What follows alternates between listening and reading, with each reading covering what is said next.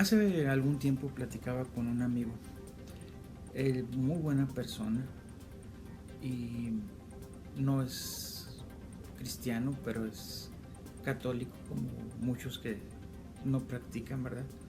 Y me decía, sabes, yo no leo la Biblia, dice, porque cuando la leí fue algo que era muy contradictorio. En una parte decía una cosa y en otra parte decía lo contrario. Y realmente lo entiendo porque si tú observas ciertas cosas sin tener discernimiento, ni haber estudiado, ni a tener el Espíritu de Dios, puedes caer en una situación que te confunde. Y esto lo traigo porque te voy a dar un ejemplo muy fuerte para darte un fundamento. El Señor Jesús dijo, a nadie llames Padre en este mundo y no llames a nadie Maestro en este mundo. Como nosotros sabemos, eh, la Biblia está traducida, pero está traducida del hebreo, de algunas partes del griego, del latín, pero está traducida palabra por palabra y algunas ideas no son muy bien concebidas. Incluso algunos de sus apóstoles no entendían lo que el Señor Jesús decía. Lo escuchaban, pero no entendían lo que decía.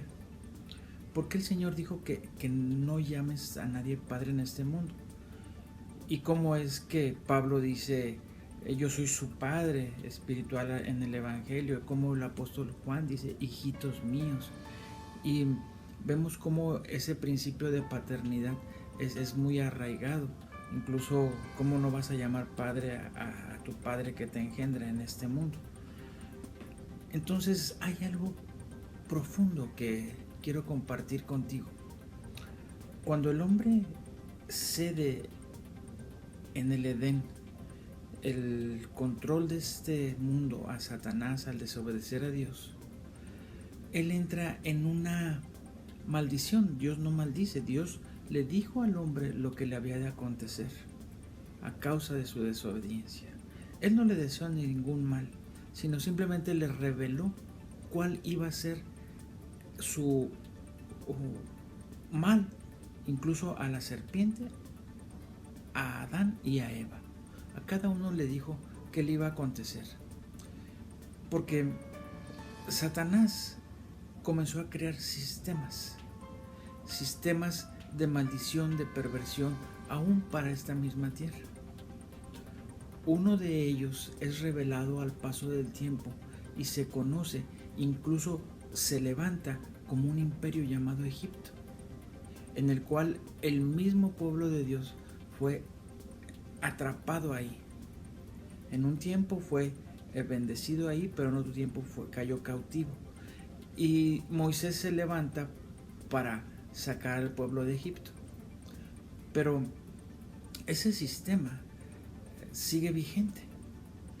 No solo ese, sino hay otros sistemas más específicos. La madre de todas las abominaciones, recordemos que es Babilonia, la que engendra todos esos sistemas que se corrompen a la sociedad.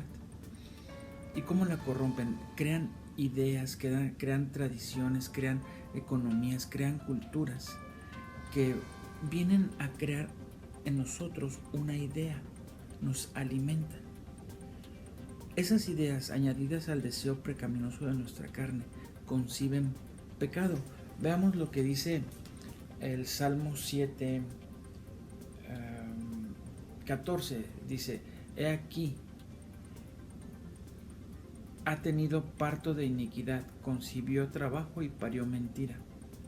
En otras versiones dice, el impío concibió maldad y dio parto engaño. Cuando dice que concibió, significa que el factor de concepción es de madre. Pero si concibió es que llevó una semilla, una paternidad. Y esa paternidad fue del mundo, no fue de parte de Dios. A eso es a lo que se refería Jesús, que no tomáramos paternidad de lo que está en este mundo, ni tengamos maestros de los que están en este mundo. Por ejemplo, yo cuando era chico y vivía en México, tenía un amigo que Él nos enseñaba cómo conquistar mujeres y cómo engañarlas y cómo llevarlas a tener sexo ilícito. Y ese era un maestro del mundo. Mas sin embargo el Señor nos advierte, no tengas paternidad de este mundo. En este mundo tú te alimentas de lo que oyes en la radio, de lo que ves en la televisión, de lo que está a tu alrededor en cuanto a los sistemas de comercio, a las cosas que consumes. Todo eso viene a afectar tu mente y tu mente concibe y da luz cosas. Por eso el mismo apóstol Santiago nos dice que esa iniquidad engendra muerte, es una paternidad que llega. Y ese es el sistema que causa que uno provoque que entremos en maldiciones. Las celebraciones de las fiestas son tan importantes que si analizaras poco a poco en el sistema levítico o cómo las ordenanzas de Dios, cómo era el orden de las ofrendas, te darías cuenta que la ofrenda diaria era un corderito, la ofrenda del mes, la ofrenda, pero eran cosas pequeñas, pero cuando llegaba la ocasión de la fiesta, eran sacrificios y holocaustos más grandes. ¿Por qué? El Señor protegía a su pueblo de sistemas, aunque Él no lo entendiera, pero Él los protegía.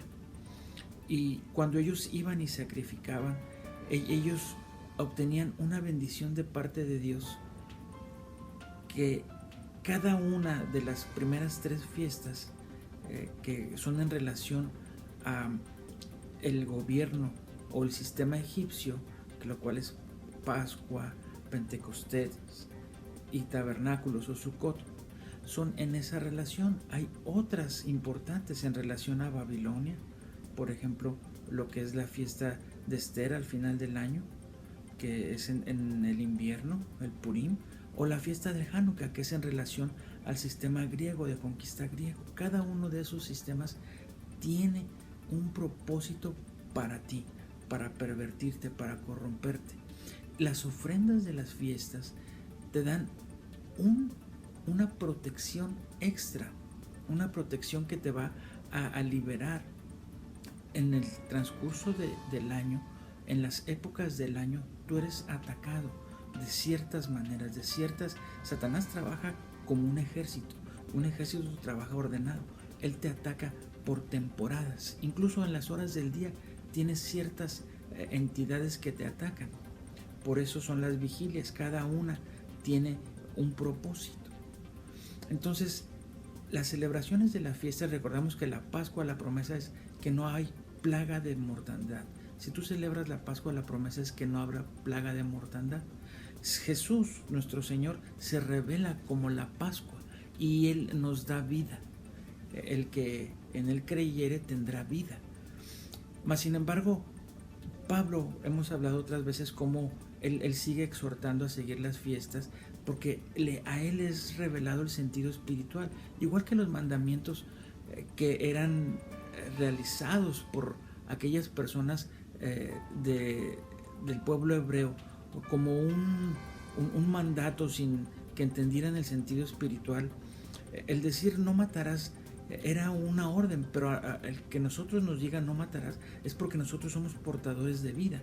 Es un principio nada más, el cual con tu el Espíritu Santo que tú ahora tienes, puedes entender y llevarlo a tu corazón. Aún el hecho de ver un asesinato, una muerte, te crea aflicción, porque tú eres un portador de vida. Entonces Pablo comienza a explicar esas cosas, pero atrás de cada una de ellas hay un sentido, hay un propósito. Para muchos pastores eso todavía no les es entendido muy claramente. Piensan que es judaizar, que es hablar cosas de sistemas que son, digamos, del pasado. Pero recordemos que la Escritura dice que la ley es algo que si se usa legalmente es beneficioso. ¿Cómo es que se usa legalmente? Claro, la ley dice que se hizo para el parricida, para el matricida, para el homicida, para el que practica pecado, no para el justo.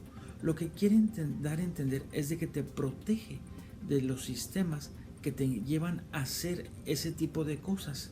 en el sentido espiritual, que te arraigan en tu mente y te llevan a cometer ese tipo de conductas que te producen al final muerte, pecado, y que llevan tu vida, tu persona, a estar envueltas en un sistema que no es creado por Dios. El sistema de la Nueva Jerusalén es el sistema creado por Dios basado en profetas y los apóstoles. Es algo que es revelado. Y para todos es sabido que el libro de Zacarías, a esos finales, es algo que demuestra el milenio, el reinado del Señor. Y solo quiero inquietarte para que veas, porque está muy próxima la fiesta de los tabernáculos, que la ofrenda de cada fiesta te traía un beneficio y te lo sigue trayendo, un beneficio muy importante. Y quiero leerte esto para inquietarte y sembrar esta semilla de parte de Dios, de parte del reino, de parte de la Nueva Jerusalén, para que penetre a tu mente y lleve a su corazón un conocimiento muy importante. Escucha lo que dice Zacarías en Zacarías 14, que es de los últimos capítulos, en el versículo 17, dice: y acontecerá que los de las familias de la tierra que no subieren a Jerusalén a adorar al Rey Jehová de los ejércitos, no vendrá sobre ellos lluvia.